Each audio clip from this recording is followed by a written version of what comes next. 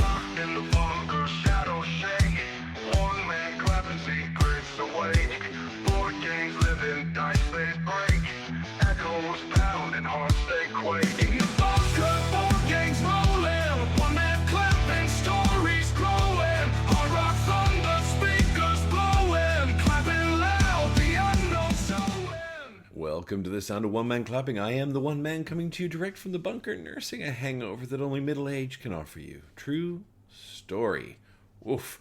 This is a podcast about board gaming culture, and growing old graciously. Sharing with you today all the games that were. We're going to talk about what's coming in with incoming! 4 exclamation marks.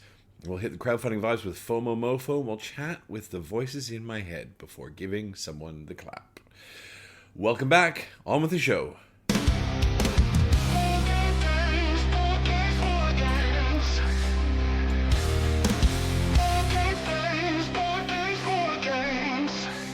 Well, welcome back, clappers. It's been 2 weeks since our regular show format after having some bonus content last week facilitated by the one and only Super Trooper, and I have had a really good couple of weeks of gaming. I've got some old stuff, some new stuff, some great stuff, and we'll kick off. I got to play a game of Lord of the Rings Duel for Middle-earth. This is going back, probably about 10, 11 days. With Super Trooper. He got that game for his birthday last year. I've not played Seven Wonders Duel. I've played... Okay, that's not true. I played half a game at PAX in 2023 on the demo table. Thought it was great. Really breezy. I thought it was something that was easy to teach, easy to learn. I don't have a lot to compare it to, but, you know, Lord of the Rings Duel for Middle-earth is a bit of a reskin. It's a retheme. There's a little bit more going on. I won't bogged down too much into the gameplay itself, other than to say I think it was great fun. I think it was really quick. I think it was maybe half an hour, including a 5 minute, maybe not even 25 minutes, 5 or 6 minute each, 20-minute game. Thoroughly enjoyed it. The decision space is really quick. You've got a market of cards that you're drawing from, and they are basically an inverse pyramid from the bottom up, and you pick a card, and you might have to pay for that card with something that you have already in your tableau, and you build as you go. You're set collecting, and you're also working on a board on the side, which has an area majority. You've got 7 sectors there, and there's a little bit of combat-esque kind of stuff going on between, Sauron's forces and the forces for good. It's very abstracted. You're basically dropping people in, and as people drop in, you're just counting people in and out. Look, fun, easy. Really enjoyed it. Would absolutely play again. You've also got this little track that the Nazgul are chasing Sam and Frodo, and if Sam and Frodo get to the mountain, they win, and if the Nazgul catch them, then the forces for Sauron win. First impressions are great. I think if it's not a criticism, it would just be a nice bit. I think it would be just that little bit more thematic and interesting if the victory conditions were maybe a little bit asymmetrical. I don't know how you do it. I'm not a game designer, but I think, and I get you can win if you catch Frodo and Sam as the Nazgul, or Sam and Frodo can win if they get to Mount Doom. But it's kind of the same. You're racing along a track, and if you get to the end of that track, you win. You can also win by completing your set collection, and you can also win with area majority if you get all presence in all 7 sectors on the map. It's not a complaint. I think it's a really easy thing to teach. I think it's a really fun thing to play. I think the theme is fine. I think it's kind of a very loose theme, but it's great fun. I will play it anytime. That was designed by Antoine Bauza and Bruno Cathala, and art by Vincent Toutre, published by Repos Productions. Got a game of Spots. Look, I'm not going to talk about Spots in detail. We talk about Spots a lot here because it's a house favorite. It was myself, the Peanut, and the Fox. We were playing a game of Spots after dinner last week. And if you haven't played Spots, you've got to roll dice. You've got to put those dice on some Dalmatians that you have in front of you. And once the Dalmatian cards all their spots are filled, you score that card. First to 6 cards wins. We all had 6 cards at one point. It's a very tense finish. The Peanut, who is mad for pusher luck, she loves that kind of stuff. She just kept pushing and pushing on her turn, and she smashed it. It was a tense finish. We loved it. That's Spots. Spots, are... I will say that spots, you choose tricks. There's 6 tricks on the table, and each of them gives you a certain type of action for your turn. There are a number of preset offerings in the rulebook. You know, they say would cluster these 6 tricks and these 6 tricks, and they're built to have a specific sort of balance and outcome. We randomly drew ours, and it was a little bit funky in that it was very hard to do what we wanted to do with those. Still had fun. Our tricks were tricky. Still had fun. Spots by Alex Haig, John Perry, Justin Vickers, art by John Bond, and published by CMYK. We love Spots. Spots is fun. If you haven't played Spots, get Spots. Had another Aeon Trespass day night with Super Trooper. It was a 12-hour marathon. We started at, 8:30 in the morning, 9 o'clock, and we finished at 8:30 or 9 at night. It was 5 primal battles. Oh my lord, I think we're on day 47 out of 80. We have officially unlocked the capability to move on to Cycle 2, which is really cool. So that's great. You know, we can do that anytime we like. I think it's not that we're completionists, but the plot and the writing and the actual sort of the narrative that comes with Aeon Trespass is super interesting. So I don't think there's any way in hell we're going to tap out before we get either very close to perishing or, and I think even if we did, we'd just roll and start Cycle 2. We did have a single day on the timeline. So the way Aeon Trespass works is you're going through timeline days, and on each day, certain things happen. And ideally, you're not fighting more than one bad guy on a single day. But I think we had one day where we had to fight 3 primals back to back to back. It was a total bloodbath. I still can't catch up on bloody mini painting. It's, but we're still breathing. We're still playing. I think tomorrow we're wagging work. We're doing another, it won't be 12 hours because it's school day. You know, we've got the Peanut and Beelzebubbles will be at school, but we'll manage to get 5 or 6 hours in tomorrow, which would be great. And then back to regular work the day after that. I don't think I've ever done this bit, but that's by Marcin Wilnecki, art by a whole lot of talented peeps, and I know it's published by Into the Unknown. If I could sell a kidney, I would 100% back the next game, which is the 12 Sins of Heracles, which is another great, big, monstrous Greek mythology beast. But alas, I need my kidneys, and I kind of went all in on Enormity, so I will still have Enormity shipping to pay for, and sleeves. If I want to sleeve Enormity, my lord, that is going to be every sleeve in the eastern seaboard of Australia. So we'll see. Watch this space. And then the Peanut and I and the Fox joined us for the first time. We demolished another exit box. And if you've been following along, you know how much the Peanut and I love an exit box. And this time we were playing The Return to the Abandoned Cabin, which is kind of like a part 2. You go to, they're all very similar. You're somewhere that you got to get out. This one, when you open the box up, it set up a 3D model of an actual cabin. So rather than it being abstracted in story and cards, it set up a 3D model of a cabin. There were actual 3D little boxes that popped into the cabin that you had to hack your way into through different things. It was super fun. This was a tricky one, and I think because the Peanut was going back to school, she was a little tired, so we did get a few hints on this one, which we don't normally have to do. It was a 3 out of 5, I think, for difficulty, so it wasn't particularly hard. But there were some tricky puzzles in there. There were some excellent moments. We actually split it over 2 nights because we got totally stuck and we didn't want to get another clue. And we came back and we discovered that there was an errata on that particular puzzle, which is why we were totally stuck. So we just moved on. Great fun. Those are by Inca and Marcus Brand, as always, published by Cosmos Games. I have a Calyx hole absolutely packed full of exit games because every time I go to PAX, they have a buy 3, get 1 free. And I always top up because that's basically, 19 or $20 for an exit game. That's a fun night. We played some Bonanza Dahlias, got rinsed by the Peanut well and truly. She absolutely cleaned our clocks. She does not need any shepherding or help to play that game. She's a master negotiator now. And she just destroyed the Fox and I by like 20 points or something. Bonanza Dahlias is great.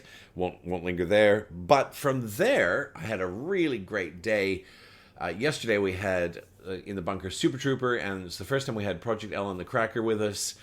We met Project L and the Cracker at PlayCon last year, and Super Trooper, I think, met up with them at the Board Game Barbecue Game Day last year, also in November. and I've been meaning to host a game day with everyone since PlayCon last year. Very poor form. We had a really good day. So the first game we played was a 4-player game of Galactic Cruise. Now, Galactic Cruise has just recently fulfilled. Spoiler alert, you're going to hear about it during incoming, obviously, because Galactic Cruise got delivered to me last week. It was a delight to unbox. We'll get into that in incoming. But Galactic Cruise is a heavy Euro that feels Lacerda-esque.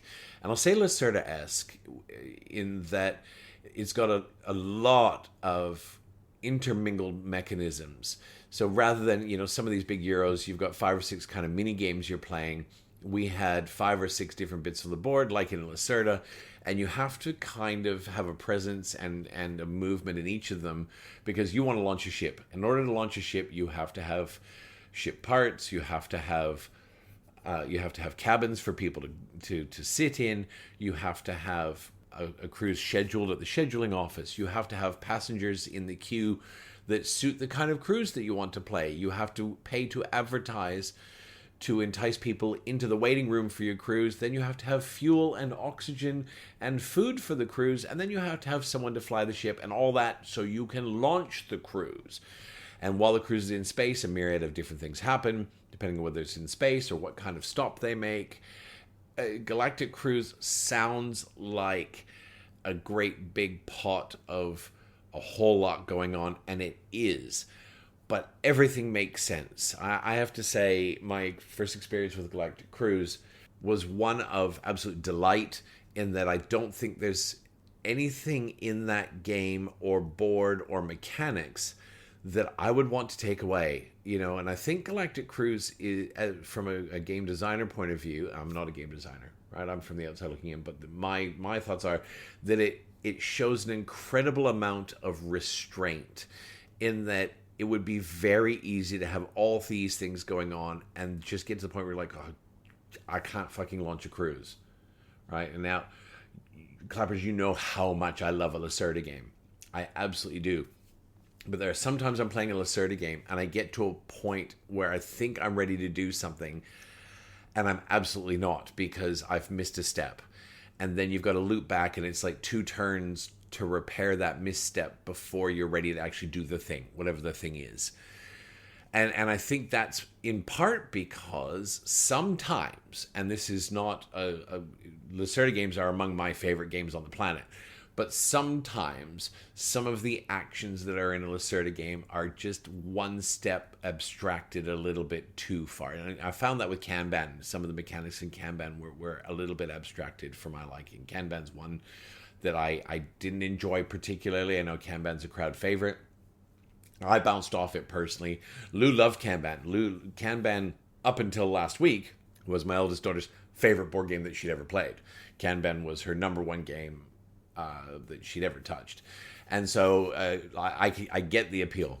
And all this is to say that all of the mechanics that I had to engage with in Galactic Cruise, the ones that I've listed, they all made sense. And at no point in my turn did I ever feel like I'd painted myself into a corner and had to spend 2 turns to unpaint myself, to circle back to get what I needed. Because the steps to launch a cruise are absolutely transparent. They're very easy. It makes sense. I need passengers. I need to schedule a cruise. I need a ship. That ship needs to be built. That ship needs to be fueled. I need to have food and oxygen for the people on the cruise. They all make sense. And the iconography, this is another one done by the ubiquitous Ian O'Toole. Ian O'Toole's art is, if not among, it is my favorite board game art. And I think that he has absolutely knocked this one out of the park. Galactic Cruise has that kind of 1950s retro feel about it. I won't say Fallout, but it's kind of Fallout-esque. You've got this beautiful washed out color palette, and you've got this really stunning iconography that once you get your head around the iconography, it's excellent. The iconography in Galactic Cruise is really excellent. And to say I enjoyed Galactic Cruise would be a gross understatement. I know everyone else at the table enjoyed Galactic Cruise. I don't know if they enjoyed it as much as I did. I could see with repeated plays Galactic Cruise easily being in my top 10 of all time at some point, maybe. As I said, I've had one play, but I can't think of a single part of Galactic Cruise that I didn't enjoy. The production quality for Galactic Cruise is insane. It's Eagle Griffin level punch outs. The upgraded components, which I did buy, because of course anything else in the bunker is unplayable, are great. I think if there's one criticism, it is that the money has a bit of an Arc Nova kind of feel about it. I think it has a very Spartan, very unmoney sort of look about it. The upgraded money is beautiful. It's, you got silver and gold chits, they're credits, they're totally functional.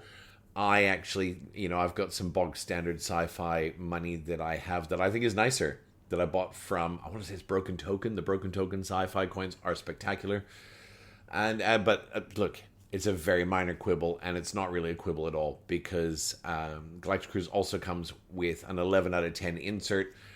It looks and feels like game trays. Don't quote me on that, but it looks and feels like game trays, and it looks and feels like some of game trays' best work. With the small exception that the cardboard boxes that hold your ship parts and your blueprints are just maybe 5 millimeters or 3 millimeters too small, and you really have to shove them in. And I have damaged one of my blueprints, which I'll just get over. But the advice from the designers is, it's okay, shove them in and the box will stretch. So I've taken their advice. Look, I can feel the box is a little bit bigger than it was, but I still have to really shove to get these things in there. Minor quibble, Galactic Cruise is the first effort by Kinson Key. Kinson Key is the name of the company that they have formed, and it's designed by TK King, Dennis Northcott, Colton Thompson, with art by Ian O'Toole. And this is their first game. And man, oh man, this is the first thing they've designed and put out as a team, and I think even individually, I'm not, and again, don't quote me on this, but I don't believe any of them have published a game in their life previously. If they have, my apologies, gents. But this game, this is a home run. Galactic Cruise is spectacular. If you don't own Galactic Cruise, find someone that does. Get it on the table. If you like heavy Euros, this is fantastic. And we went straight from there, same group before. We played a 4-player game of SETI, the Search for Extraterrestrial Intelligence. So the name of the game is Search for Extraterrestrial Intelligence, the Search for Extraterrestrial Intelligence. I know I have said that before. I played a 2-player game with Lou a couple weeks back.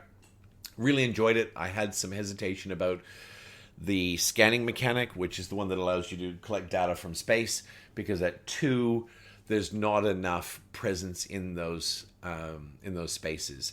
And I think that at 2, there needs to be an adjustment in that. And by that, I mean, we either need to remove some of the segments so that it's compressed into a lesser sort of field for scanning, or we should be seeding those segments with a third party that doesn't score, but just gives us sort of a pre-seeding that you have to beat in order to take an area majority. Because at 2 players, when you start scanning, you're swapping your tokens out for the blue data, which is out in sort of the near space. And when that space is entirely filled with player tokens, then you do an area majority. And at 2 players, if you get a 3 token head start in there, the other player's not going to touch it. And so you're just left with trying to farm the same space over and over and over again. At 4, it becomes a lot more push-pull. At 4, that mechanic was fantastic. At 4 players, there's enough going on in space that there was a real tug of war. And we had to go to tiebreakers often for those spaces. And what's interesting is the tiebreaker is the last one in. So, for example, there was one of these spaces that had 6 slots in it. It was 2 of my tokens, 2 of the Crackers tokens, and then 2 of Project L's tokens, I think. Could have that wrong. I think it was. And because Project L was last in, she won, even though it was 2-2-2.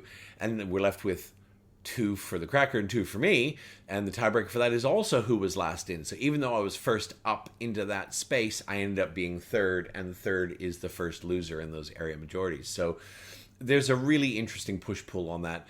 And different rewards and different benefits all around. We misplayed a couple of rules, mostly me, where I inadvertently cheated by taking benefits that I wasn't entitled to in one of these area majorities. But it was simple enough to unpick those things. There were 1 or 2 moments where I think we just jumped the gun. I know I took a bonus. Anyway, SETI is a brilliant game. I think the wonderful thing about SETI is you've got these two alien species which are face down on the table, and certain things have to happen as a joint effort to flip those over and reveal them, and then they meaningfully change the way the game is played. They change the way you score points. They change the way you interact with the board. They change the board state, and not in meaningless ways. I love that SETI comes with 5 alien species, and you actually don't know which 2 you're playing with until they flip. You just randomly take 2 boards face down. I think everyone at the table enjoyed SETI. These were both long games. I want to say they were both at least 3 hours for 4 players. They were our first games. I think a second playthrough of Galactic Cruise would probably be less, but not a lot less. I think it was a very smooth play of Galactic Cruise, and I think we might be able to knock a 4-player game down to about 2.5 hours. But what was great about both of these games is neither one of them felt overly long. While there was downtime while you're waiting for your turn, both these games are very sandboxy, and so there's a lot to grok on the board, and you need that time to decide what you're going to do next. Now, Galactic Cruise is deeply strategic. There's no card draws. There's no randomization. There's no new information that really sort of is involved in your decision space. So it's a much more deterministic game. SETI, you've got a hand of cards in SETI, and these are random, and there's card markets, and they're random, and the cards are an absolutely meaningful part of the game. Now, these cards are multi-use. There's 1, 2, 3, at least 4 ways you can use each card. So again, I never feel in SETI like I'm painted into a corner with my decision space, but it is very sandboxy in that way, in that, if it's 6 minutes before my turn comes around and get at the table, I need that 6 minutes to look at my hand and look at the board and look at what's happening to make my decision. So I didn't feel like either of these games was overly long at the 3-hour mark, basically. And I thoroughly enjoyed both of them. I think SETI, at 2 players, if I were to play it 2-player again, I would immediately house rule that we drop 2 neutral tokens in each of the scanning spaces. I think it needs that to make those spaces worth pursuing. I think SETI absolutely needs that. Loved SETI. SETI at 4 was fantastic. I think SETI at 3 would be great. And as I've already said, I think SETI at 2 needs a little bit of adjustment. And that's SETI. That's the games that were. Box was on the doorstep, new delights inside. Heaven's on fire, fields to divide.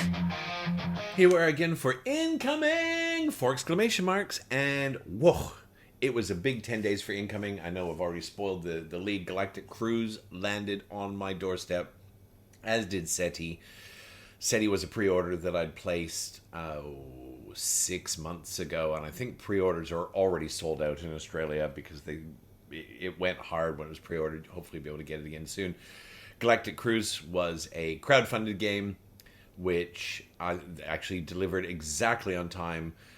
Kinson Key said they'd be delivering in February. They delivered in February. I know that some of you overseas are still waiting for your game. All I can say, guys, it is worth the wait. So both of those delivered. I had another game I ordered, so I found a decent price on it. I ordered Imperium Horizons, which is part of the Imperium set by David Turkey and Nigel Buckle, and published by Osprey Games. The Imperium system is fantastic. I've yet to play it multiplayer, but from what I can tell in the game, other than fighting for the market, multiplayer is more like multiplayer solitaire anyway. I know Super Trooper's very excited to play Imperium. He's a history buff. I now own Imperium Classics and Imperium Horizons. I don't have Imperium Legends, but I will probably add that to the stable, because Imperium's the kind of game that I think has a lot to offer and a lot of longevity. And if I can get Super Trooper into Imperium, I think it's the kind of game that we will pull out 3 or 4 times a year, till the end of time, really, because I think he'd love it. And playing it 2-player, playing it 3-player, whatever the case is, it's basically playing 1-player, but not. I know that Captain's Chair has just been released. It's not yet available in Australia, I don't believe, which is the new reskin on that, which allegedly, by some people's commentary, is a better game than Imperium. that is basically Star Trek Imperium. They've streamlined a few things, and I think, while that sounds great, and I do love Star Trek, I think I'll just hold back and see. I like I won't say the messiness, because it's not messy, but Imperium is not a clean game in that the gameplay is smooth, but one of the things they've done so brilliantly is each civilization plays differently. It's the same gameplay, but getting to a win state changes based on which civilization you're playing. And watch this space. I'm not saying Captain's Chair won't appear in my Kallax, because I do love Star Trek, but I will be sort of waiting to see on that one. So Imperium Horizons, it's here, it's been sleeved, it's ready to go, and it's on the shelf. And I also got the expansion for Gaia Project Lost Fleet, delivered. Again, I pre-ordered that at least 6 months ago. Gaia Project was my OG first big uber meaty solo game that I bought. Now, don't get me wrong, Gaia Project is not a solo game, but the solo for Gaia Project is spectacular. So I have yet to play Gaia Project multiplayer, if I'm being honest, and I probably haven't pulled Gaia Project off the shelf in a year and a half. But I do adore Gaia Project. I think Gaia Project is a masterpiece of game. Obviously you may not know, it's a re-theme, reskin, redevelopment of Terra Mystica, which is a great big sprawling expanse of a civilization game, followed by Age of Innovation, which is the third major iteration, which is kind of like Terra Mystica 2.0. Gaia Project is spectacular. The Lost Fleet's sitting there. It's still in shrink. I haven't opened it up yet, but you can count on the fact that Gaia Project Lost Fleet will get to my table in the next month or so, because I love Gaia Project and it's been far too long. And I had another game deliver, which is a charming little, I will go so far as to say it's an indie project, and that is Tabriz. Now, Tabriz was a crowdfunding project that I pledged for, I want to say at least 2 years ago. And unfortunately, the project got plagued with all kinds of challenges. They had issues with the shipper that they'd booked. I don't know the exact details, so I'm not going to pretend I do. But it was supposed to deliver, I think, from memory, December 2023. So it arrived 2 days ago. It arrived 2 days ago. And Tabriz is about weaving carpets in Persia. And it's clearly somebody's, whether it's the designer or somebody's got a real passion for Persia, because all of the components in the box come in Persian as well. You have a choice. It's English and Persian. I've popped it open. I've punched it and sleeved it and had a look. It's a very pretty looking game. I don't know how deep the gameplay is. It looks like maybe a 2 out of 5, a 2.2 out of 5. But it means it's the kind of thing I'll get to the table with the Fox, maybe Buttercup will play. It comes with the playmat as standard, and the playmat rolls up and fits in the box, which is really nice. The parts and components look great. The box is beautiful. The art's beautiful. And this is by Randy Flynn. Randy Flynn made his fame, I think, 3 or 4 years ago by making a game you may have heard of called Cascadia. And so I actually backed this because I love Cascadia, and I thought that it was a great piece of work. And as I've mentioned before, I like to use at least some of my crowdfunding dollars for the little guys. I think that it's important. I'm not saying it's a good or bad game, Tabriz. I think it's had a bit of mixed review on release. I think it looks fun. I think it looks great. I think it looks interesting. It looks like, maybe a 45-minute to an hour game, if I'm guessing. I don't know. We'll see. Watch this space. It looks fantastic. I'm glad it's here. I'm glad I backed it. And I look forward to more content from Randy Flynn. Now, I had another game arrive. It was in this last cycle, I've had 6 games arrive. So it was a huge period, 10 days for incoming. It was a bit of a dry spell the first bit of January. I had 6 games arrive. Granted, one of them I had just, ordered off Amazon. Uncle Bezos had it on sale. 2 were pre-orders. 2 Gaia Project, Imperium, SETI was pre-order, and this last one was also pre-order. So it was 3 pre-orders, 1 impulsive purchase, not so impulsive, and 2 crowdfunding projects. And the last one that's arrived is called Pax Hispanica. Now, I love anything pirate themed. I love anything pirate themed. And you know, Ion Games is known for the PAX series, and the PAX series aren't everyone's cup of tea because they are very heavy historical games. And I don't think this one's any different. I think with the exception of PAX Premiere, which I'm not convinced was an Ion production, maybe. Anyway, Pax Hispanica, it's pirates, it's very asymmetrical, and your pirates are, as they evolve and they're growing from, you know, a little lad on the docks to railing the high seas, pardon my vernacular, you change and grow into different sort of quadrants of character and personality. It's a very beige Euro-y Euro on the table. It comes with a cloth map basically for the seas. You're sailing in the Caribbean. The components look fine. I'm not going to say it's top shelf, but they look fine. This is by Phil Eklund, who has done, I think, at least a couple of the other PAX games. And I might get this wrong. I think he did PAX Renaissance and maybe PAX Illuminati. And when I watched a how to play video by Phil Eklund, as much as he may be a brilliant games designer, he's not the most eloquent of games teachers. And that may be because when people say, well, board games aren't rocket science, this one might just be because Phil Eklund allegedly, as it turns out, is a rocket scientist. So very smart man, making very smart games. I am very much looking forward to PAX Hispanica. It may be the kind of thing that I end up playing almost entirely solo. The solo allegedly is perfectly functional, but I love me some pirates. It's here, it's on the shelf. I pre-ordered that in January. I went and looked it up because it was a long time ago. I pre-ordered that in January 2023. And so it's again, I think it was meant to deliver at the end of 2023 or early 2024 originally, but it's here now, and I can't wait to play it. Anything pirates, that's incoming. 6 games. 6 games in the last cycle. Onward. I'm a FOMOMOFO, I got games to buy. Game found, Kickstarter, my oh my. I'm a FOMOMOFO, why oh why?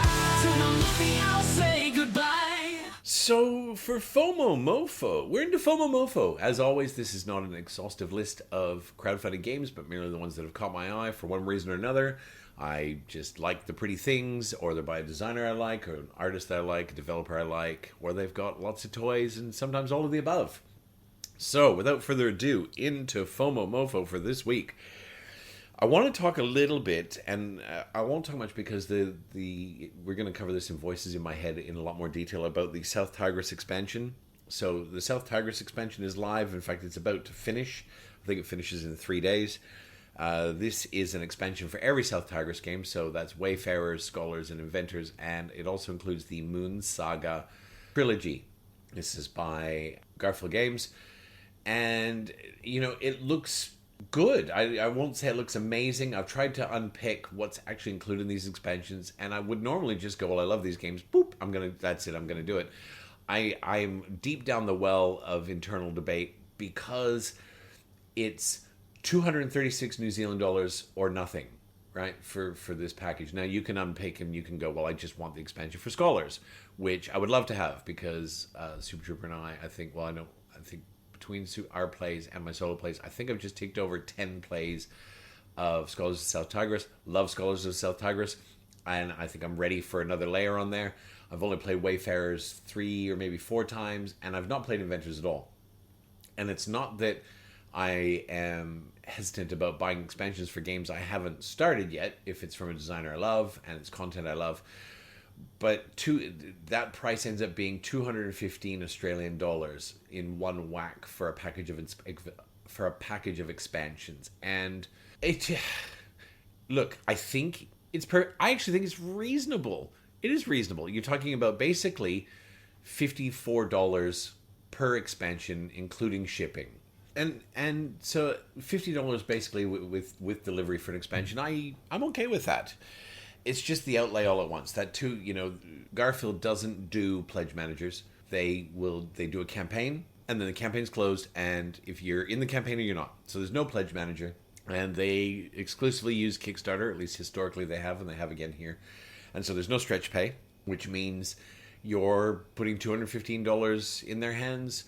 and you just, that's it, which is fine. It's look, and I actually think that they're one of those companies that is, yes, all their games go to retail, but they are a small company. If you hop on their Facebook page, you can see their offices. It's a small office with 4 computers and a warehouse downstairs.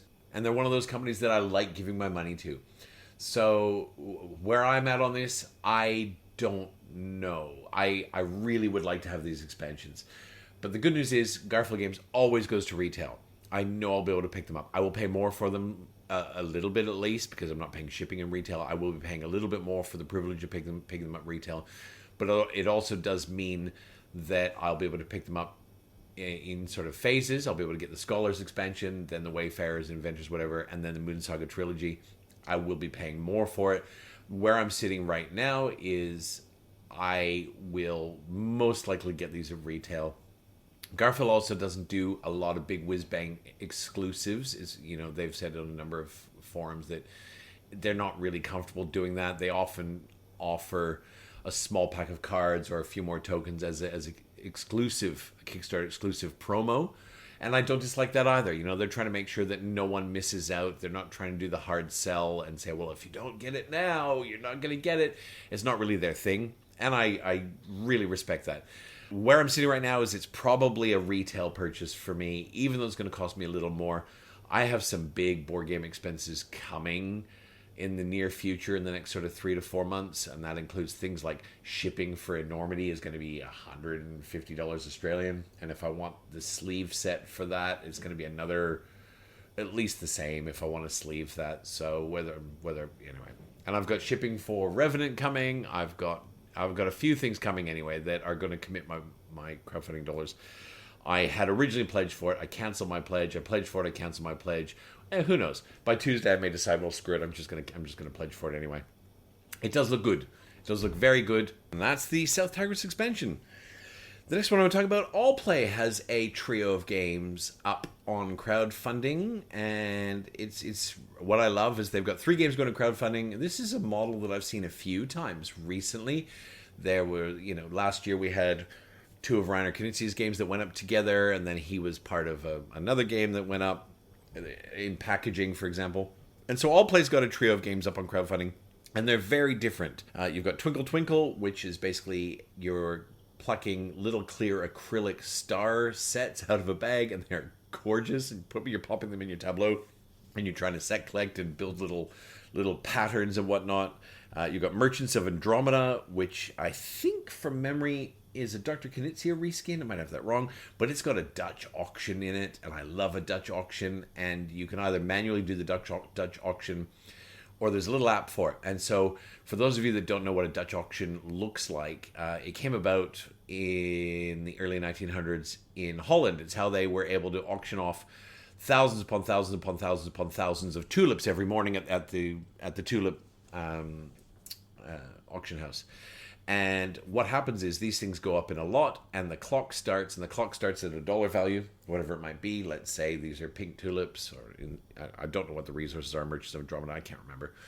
And it starts at $16, and the clock starts winding down, and it winds down fast. It goes through $1 every second, basically.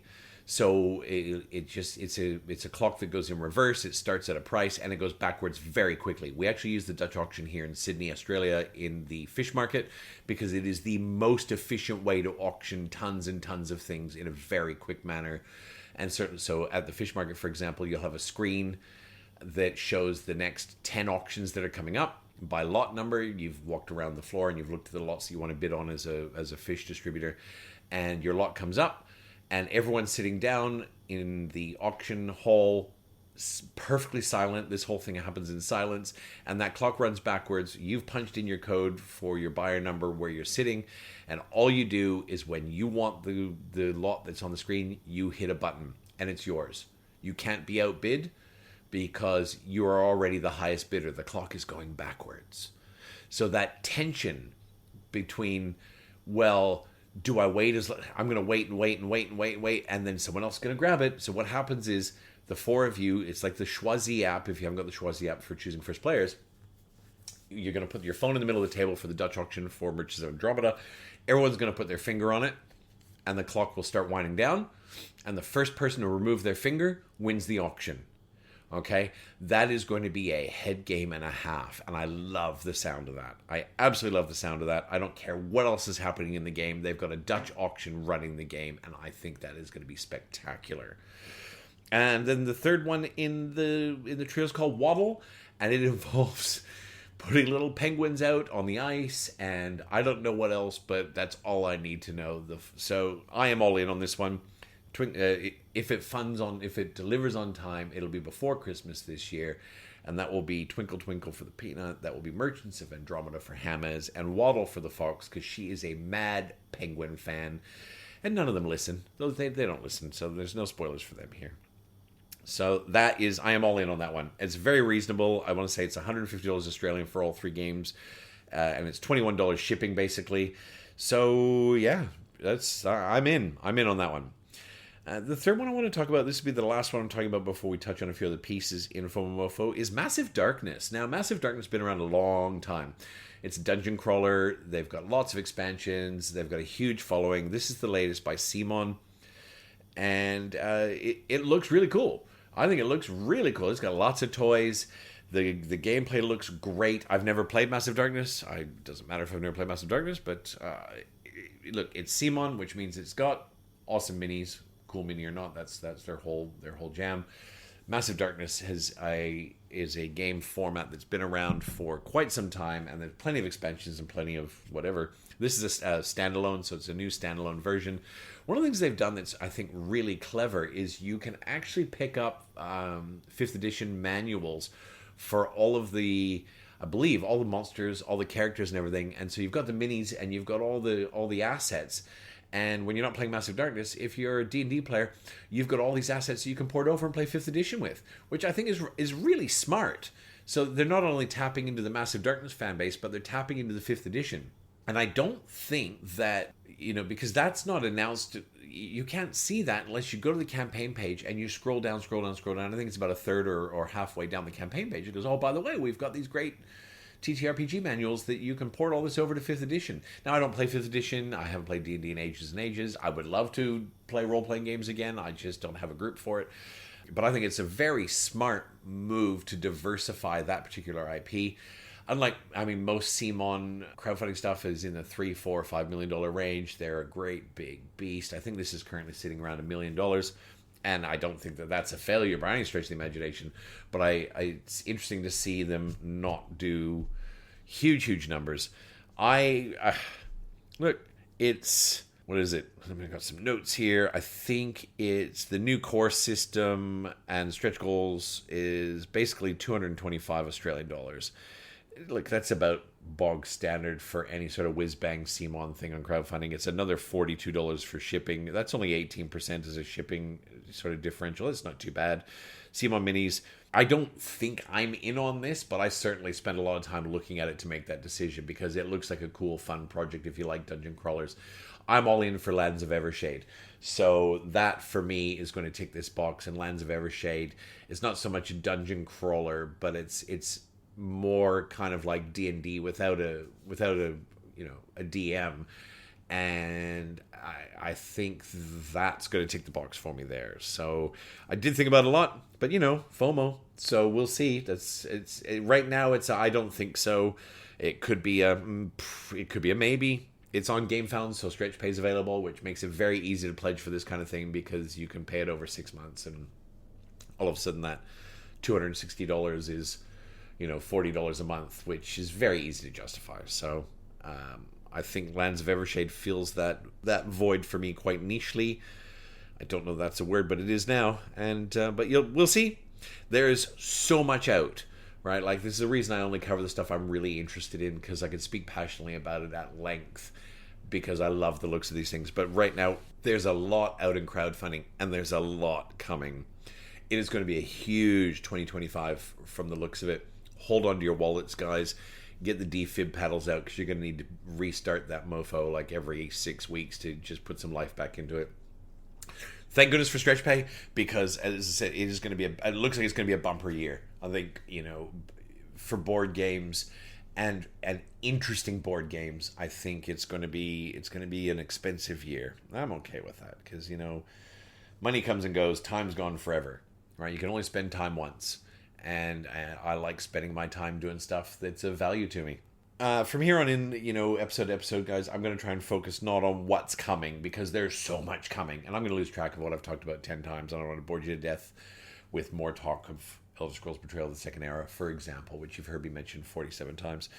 I'm going to really focus in FOMOMOFO on just what is live or about to be live, or what's in, you know, Pledge Manager that's where we've got opportunities to actually get involved. Otherwise, we'll be here all bloody day.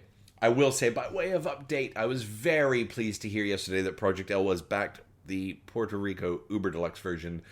I couldn't be happier. It saves me having to play the FOMO game while I wait for the Pledge Manager to close. I was very, very happy to hear that. She's taken out the exact pledge level that I would have, so high five. I also think that after having spent a day in the bunker, that she's gone home to plan to build her own bunker. So watch this space. We will have multiple bunkers in the game group, so maybe. That'll do it for FOMOMOFO this week.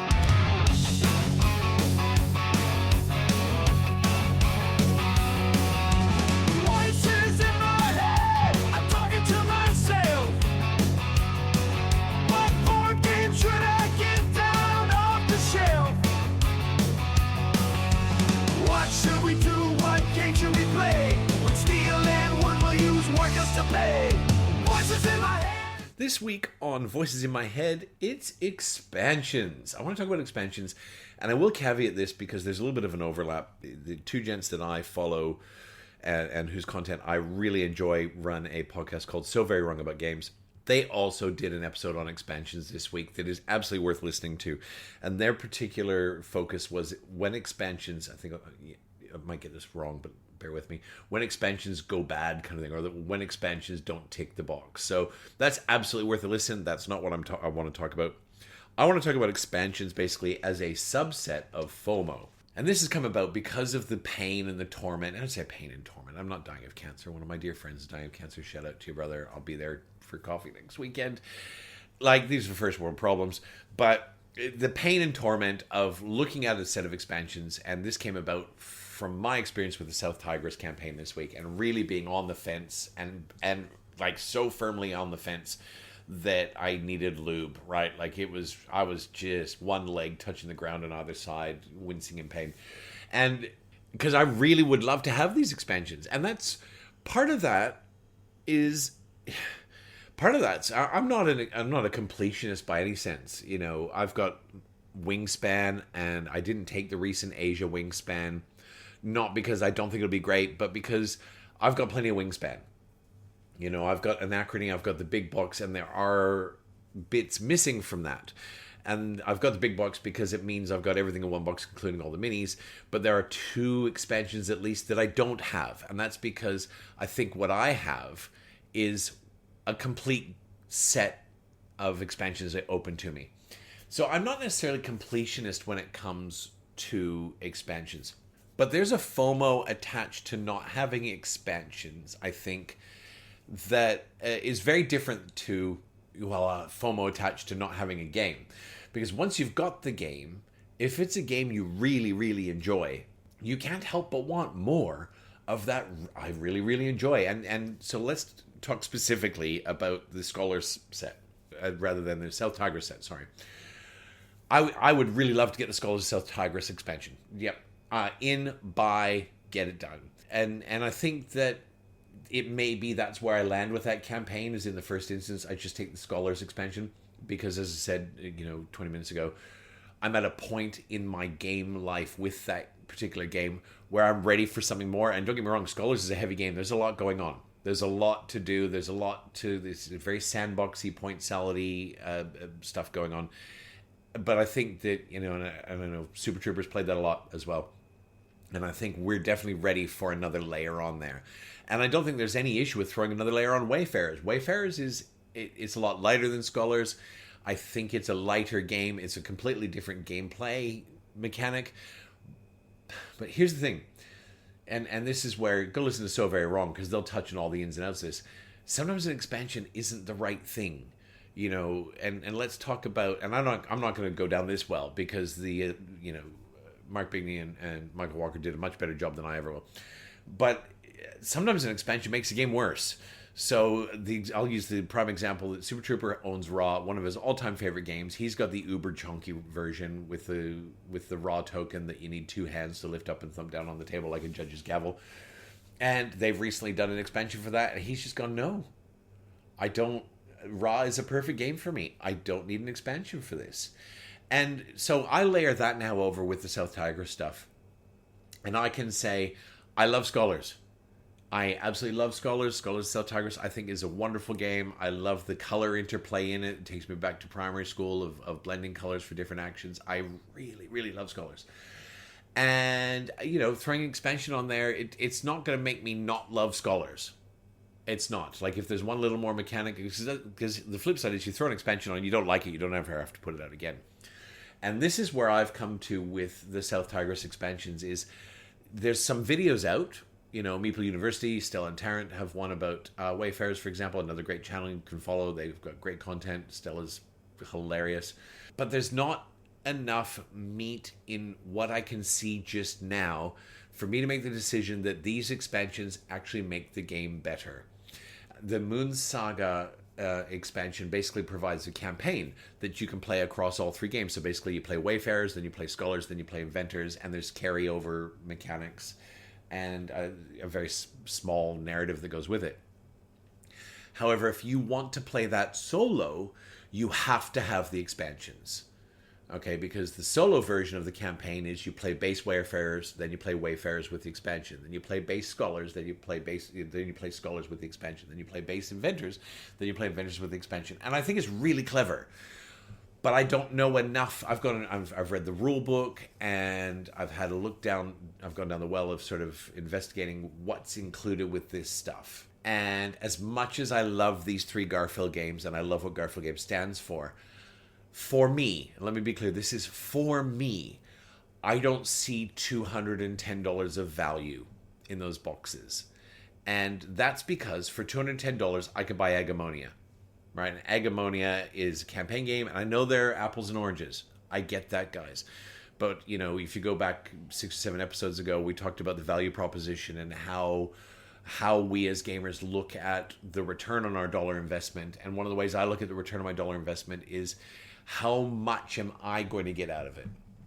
So if I get an expansion for Scholars, for example, for $50, which is a perfectly reasonable thing, because I buy mostly heavy euros, and there's no such thing as a heavy euro in Australia for $50 unless it's secondhand, right? Like you want a heavy euro, you'd be lucky to get it for less than $100. So $50 is perfectly reasonable. I don't know that I will get enough play out of that. I probably will. Right? So when it goes to retail, the very first thing I'm going to do, if I don't back it and cave and get it all, which I might, I still got 3 days of biting my nails and staring at it. If it will go out, the very first thing I'll do when it hits retail is I will go out and I will get the Scholars expansion, right? We'll layer that on. That will be the first thing we do. First thing I do. And if I love that, and by then, there'll be more gameplay, there'll be more videos, be all kinds of stuff for Wayfarers and Inventors, I very likely will go chase down the other stuff. It's very likely. I don't have enough information right now for me to say dropping this $210 is going to give me as much enjoyment, as much joy. It's going to Marie Kondo me enough. Does it spark joy? Like something like an Agamonia will. Okay, because Agamonia, I think, as far as campaigns go, certainly playing solo, it's a triumph of game. And I think I picked that up post. I didn't back that one. I picked it up post campaign in retail. I think it was $230. And Agamonia is going to give me a huge amount of joy. So that for me, you know, the FOMO though of, well, what if this expansion makes Wayfarers a perfect game all of a sudden? Now Wayfarers is a good game. I like Wayfarers of the South Tigers. What if this expansion makes it the perfect game? And that's where the FOMO layer comes on and go, well, James, you can take a gamble and you can drop that cash now and you will know sooner. I mean, the answer is, to be honest, the answer is going to be the same whether I get it in Kickstarter or whether I get it in retail. The answer will be exactly the same. Doesn't it make it a better game? The answer will be what it is. And that FOMO is well, I can get it in Kickstarter, or I can wait, and the Kickstarter, I think, is meant to fund maybe or deliver rather November this year. You know it's going to be another 4 months till retail. And that's fine. I'm not short on games to play, right? But for me, this is the decision space. This is the FOMO attached to specifically expansions. Now, I can tell you, for example, I know mid-year this year, May or June, Mind Clash is going to launch a campaign which will have an expansion for Voidfall. I don't care what they put in that campaign, I will be buying it. It doesn't matter. I suspect it will be new factions, a couple more tiles, and a second campaign, a second scenario book, because that's really all they need to do. I'm crossing my fingers for Space Pirates. I am wildly hopeful that Space Pirates enter, and it's a totally different faction, different style of play. You can play Space Pirates. Well, that'd be so amazing. But I don't care what they put in it. I really don't. They could go, it's a new rule book. I'll go, okay, I need that. It doesn't matter, right? Because I love Voidfall. And that's what we're talking about here, is when you love a game. Like Gaia Project, the Lost Fleet expansion came out last year for pre-order. I didn't look at anything. I didn't want to look at the rule book. I didn't look at gameplay. I didn't look at the components. I didn't look at the box. I just went to Gameology's website and I went, yep, hook me up, brother, because I need more Gaia Project in my veins. And that's the double-edged sword of expansions. I don't know where you clappers sit on it. Some expansions for me, again, look, I'll talk about Stonemaier. They did an expansion for Apiary this last year in 2024. Apiary is a fun game. Apiary is fine. Apiary is, it's interesting. It's not in my top 20, but the Apiary expansion was just more Apiary. It was more faction mats, basically. It was a couple of errata bits. It was a couple more tokens that get rolled in. And I'm like, yeah, more Apiary. Why not? I knew it wasn't going to make the game better. It also doesn't make the game worse. Right? I know more Apiary isn't going to make Apiary worse. It just gives you more choice, more variety, more longevity. It means instead of playing Apiary off and on for the next 6 years, it might be off and on for 10 years. Expansions, I love expansions. And more food for thought before we sort of move on from this is, I guess the subset of the subset. And this is topical in our sort of game group, and that's reprints. And I think I'll save reprints for another episode.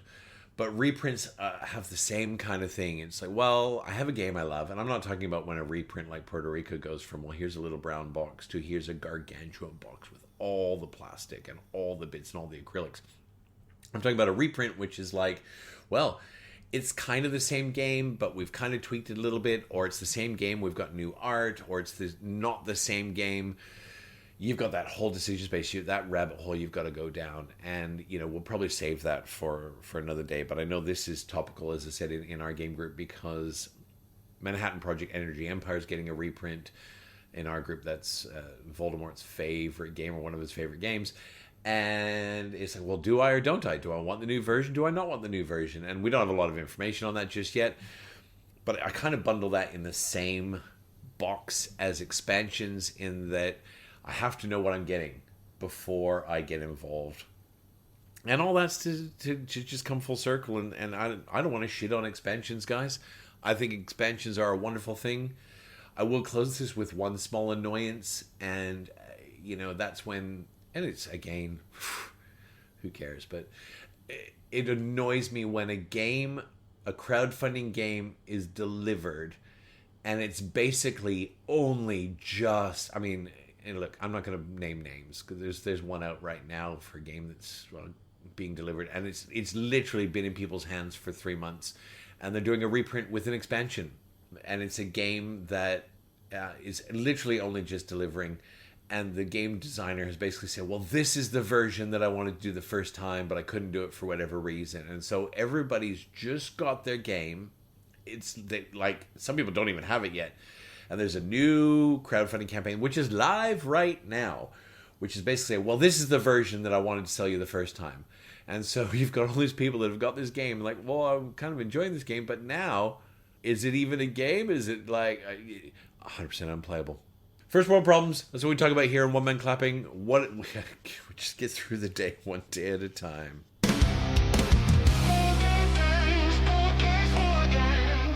So onward, I want to give the clap this week to a very special individual, somebody who I respect greatly.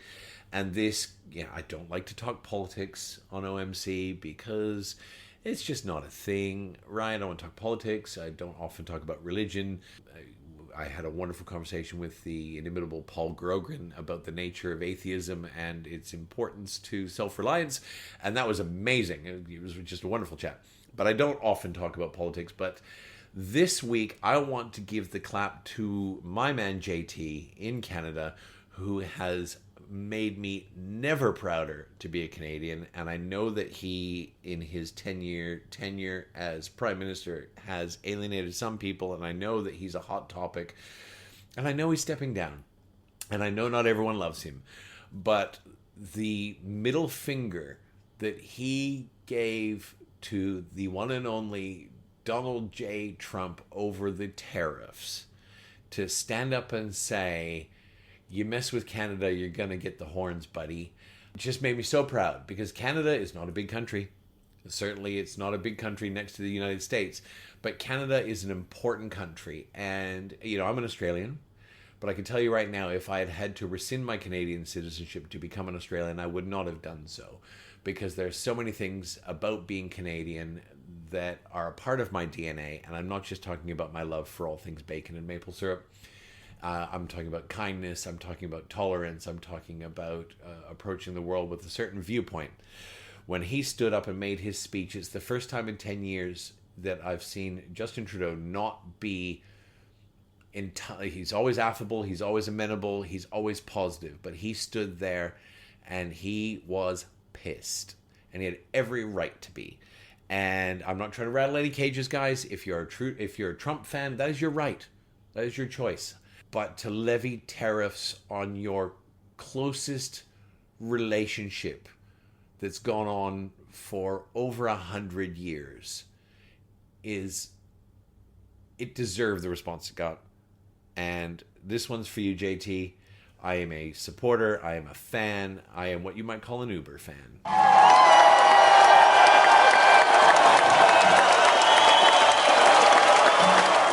And that concludes this week's therapy session. Thank you, OMC crew, for bearing the brunt of my cascading social inadequacies. I always feel more ready to face the day after we talk. You guys fucking rock.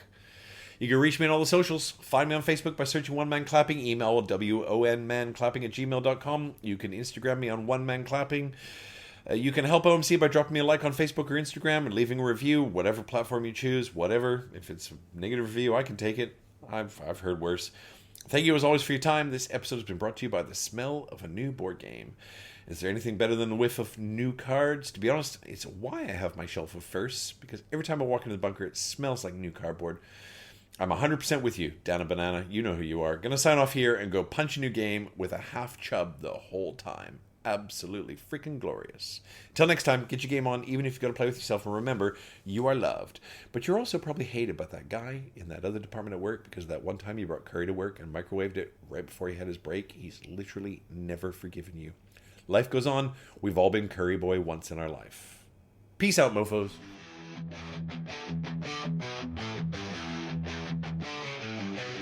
Locked in the bunker, shadows shaking. One man clapping secrets away. Board games living, dice they break. Echoes pounding, hearts they quake. In your bunker, board games rolling. One man clapping, stories growing. Hard rock thunder, speakers blowing. Clapping loud, the unknown showing. That new game smell.